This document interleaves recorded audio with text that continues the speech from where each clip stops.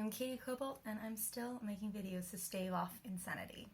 Today's topic is going to be feedback, because I got some feedback recently and it took me a while to process it, and you'll find out more about that at the end of this video. Feedback can be amazing. It can help you make a connection between what you think you're doing and what you're actually doing. As a student, there are a few things to bear in mind. Firstly, you can offer people in class feedback. Hey, do you want any feedback? You can also ask for feedback. Do you have any feedback for me? Bear in mind that your peers are also still learning. They may not have great feedback for you, or they may not feel comfortable giving you that feedback. You only get to give it if someone asks for it. No unsolicited feedback, don't be a dick. Secondly, asking for generic feedback will lead to generic feedback. You want specific details. Hey, did I lead that okay? Yeah, it was fine. Not super useful. However, am I disturbing the connection too much on the 1 and 2? No, the connection on 1, 2 was great. Maybe we can look at the 3, because I feel like something's happening there. Much more useful. Ask for specifics, get better data. We all want better data collection. Finally, if you're a student in class and someone asks you for feedback, make sure it's observational, right? I felt this, I noticed this, my experience of dancing with you was this. Because that's honestly the feedback that you can give in that moment. You can't really say what's right or wrong, you can just say how you felt. As a teacher, there's lots of different ways you can think about your feedback. And I'm probably going to do a video series about better instruction and pedagogy and stuff, but for now, I want to leave you with this one thing.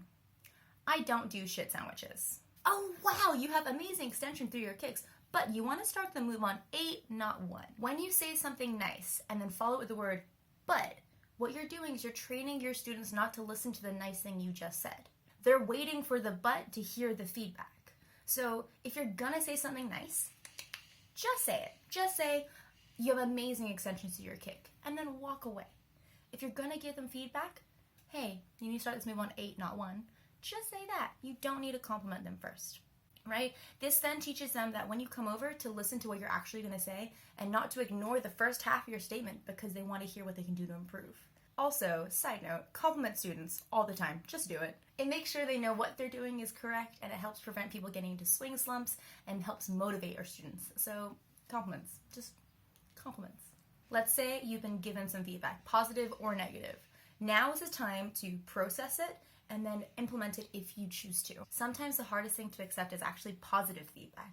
When someone tells you how much they love your dancing or how great your swivels are, we often will just push it away. No, they're not that great, or I don't know what I'm really doing, I kind of suck. Please stop. Just stop. Learning to accept positive feedback helps to learn what makes you amazing as an individual dancer.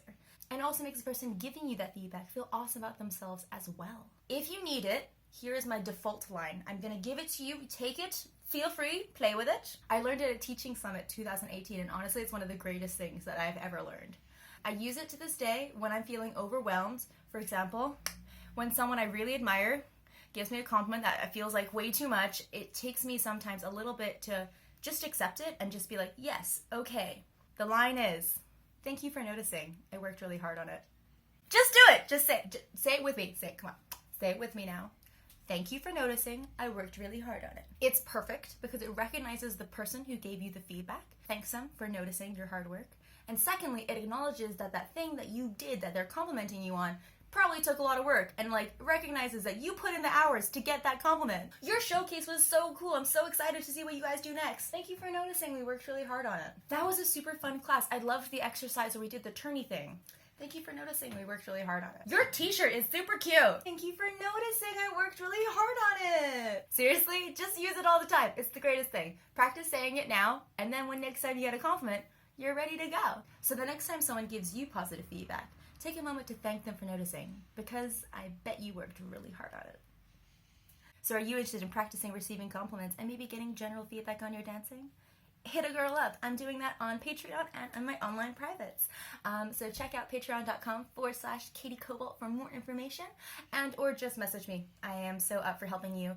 I am here to be the cheerleader to tell you what you're doing that is amazing. And also what you can work on. Yeah. Thanks again to my patrons. You guys help make this possible and mean that I can buy food when I don't have a job because coronavirus sucks.